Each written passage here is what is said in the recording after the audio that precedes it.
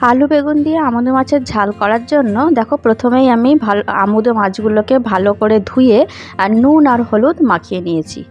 আর আরেক দিকে দেখো আমি যা যা লাগবে সেগুলো সব কেটে নিয়েছি। একটা মিডিয়াম সাইজের আলু কেটে নিয়েছি, একটা মিডিয়াম সাইজের টমেটো, আর কিছুটা বেগুন নিয়ে নিয়েছি আমার যতটা প্রয়োজন, আর দুটো মিডিয়াম সাইজের পেঁয়াজ কুচিয়ে নিয়েছি।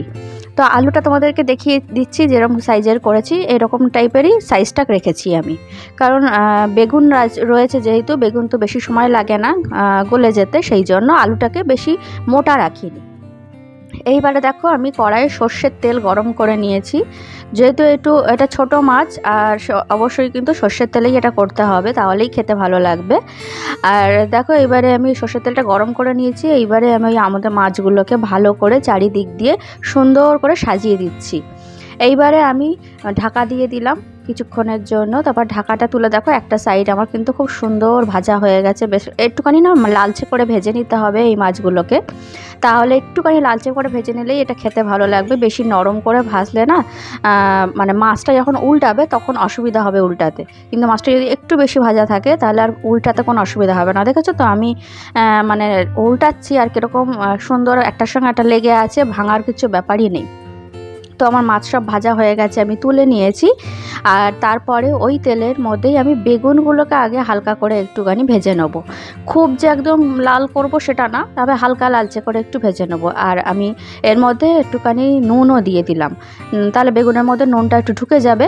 আর তেলের মধ্যে আমি একটুখানি ভেজে নিচ্ছি। আর আমি রান্নাটা যেহেতু ননস্টিকের কড়াইতে করছি, সেই জন্য এই মাছগুলো ভাজতে আমার কোনো অসুবিধা হয়নি। আর তোমরা যদি নর্মাল কড়াই করো তাহলে কিন্তু অবশ্যই করে তেলটা খুব ভালো করে গরম করে নেবে, আর তেলের মধ্যে না একটুখানি নুন আর হলুদ দিয়ে নিলে তারপরে আমি মাছগুলো যদি ছেড়ে দাও তাহলে দেখবে আর নিচে কড়ার নিচে লেগে যাচ্ছে না। এইবারে আমি ওই বেগুন ভাজা তেলের মধ্যেই কালো জিরে ফোড়ন দিয়ে দিয়েছি, দিয়ে তার মধ্যে আমি পেঁয়াজ যেগুলো কেটে রেখেছিলাম ওটা দিয়ে দিলাম। এবার পেঁয়াজটাকে কিন্তু একটুখানি ভালো করে ভেজে নিতে হবে, মানে হালকা যে ব্রাউন কালার হয় সেইভাবে একটুখানি ভেজে নেবো।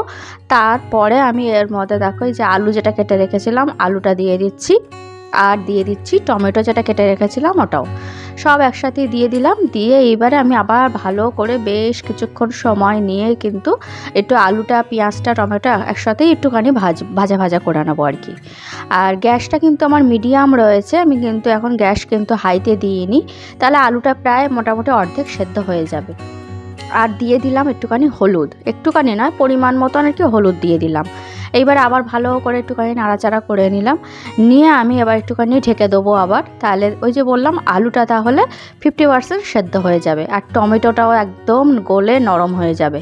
তো দেখো টমেটোটা কিন্তু একদম সুন্দরভাবে আমার নরম হয়ে মিশে গেছে। এইবারে ওই যে টমেটোর যে ছালটা ছিল একটা একটা করে ওই ছালগুলোকে আমি তুলে নেবো, দেখলে কিরকম তুলে রাখলাম ওইভাবেই তুলে নেবো। নিয়ে এর মধ্যে আমি 1 টিস্পুন রসুন আর আদার পেস্ট দিয়ে দিলাম, দিয়ে আবার একটুখানি কষিয়ে নেবো ভালো করে। একটু সময় নিয়েই কষিয়ে নিতে হবে, গ্যাসটা কিন্তু একদম সিম করাই আছে। এইভাবে একটুখানি কষিয়ে নিতে হবে, তা না হলে আবার নিচে লেগে যাবে। এইবারে এর মধ্যে আমি গুঁড়ো মশলাগুলো দিয়ে দিচ্ছি। তো গুঁড়ো মশলার মধ্যে আমি প্রথমেই দিলাম জিরের গুঁড়ো, 1 টিস্পুন জিরের গুঁড়ো দিয়েছি, আর 1/2 টিস্পুন ধনের গুঁড়ো দিয়েছি, আর সামান্য একটুখানি হলুদ দিলাম, আর একটুখানি কাশ্মীরি লঙ্কার গুঁড়ো, আর একটুখানি শুকনো লঙ্কার গুঁড়ো। তোমরা তোমাদের পরিমাণ মতন লঙ্কার গুঁড়োটা দেবে, তোমরা যেরকম পছন্দ করো সেই অনুযায়ী দেবে। তারপরে আমি দেখো খুব ভালো করে কষিয়ে নিচ্ছি, আর একটুখানি সামান্য জল দিয়ে দিয়েছিলাম, দিয়ে একটুখানি কষিয়ে নিয়ে আবার আর একটু জল দিয়ে দিলাম, দিয়ে আবার একটু ভালো করে কষিয়ে নেবো। মানে জলটা দিয়ে যদি বারবার কষানো যায় না, দেখবে মশলার টেস্ট খুব ভালো হয় আর কি রান্নাতে। তো ভালো করে দেখো কষিয়ে নিচ্ছি, একটুখানি সময় নিয়ে কষিয়ে নিয়ে দেখো আমার অনেকটা কিন্তু কষানো হয়ে গেছে, জল যেটা দিয়েছিলাম সেটা অনেকটা কিন্তু শুকিয়ে এসেছে। এইবারে আমি এর মধ্যে পরিমাণ মতন গ্রেভির জন্য যে জলটা লাগবে সেই জলটা এবারে দিয়ে দেবো। তো দেখো পরিমাণ মতো আমি জলটা দিয়ে দিয়েছি। এবার ভালো করে একটুখানি মশলার সাথে জলটাকে একটুখানি মিশিয়ে নিচ্ছি। তো ভালো করে একটু মিশিয়ে নিলাম, নিয়ে এইবারে আমি এর মধ্যে পরিমাণ মতো নুনটা দিয়ে দিচ্ছি, মানে ঝোলের জন্য যতটা নুন দরকার আমি ততটাই নুন দিয়ে দিলাম। আর দিয়ে দিলাম 3টে কাঁচা লঙ্কা চিড়ে রেখেছিলাম, ওটাই দিয়ে দিলাম, দিয়ে আবার একটুখানি নাড়াচাড়া করে দিলাম। দিয়ে এবারে আমি মাছ আর বেগুনটা দিয়ে দিচ্ছি। আর আমি এই নাড়াচাড়াগুলো করতে করতেই কিন্তু ঝোলটা কিন্তু ফুটে উঠেছিল হালকা করে। তো তারপরে আমি ভাজা মাছ আর বেগুনটা দিয়ে দিলাম, দিয়ে আমি আবার মিনিট খানেকের জন্য একটুখানি ঢাকা দিয়ে দিলাম। তো ঢাকা দেওয়ার পরে দেখো আমার রান্নাটা কিন্তু প্রায় রেডি হয়ে গেছে।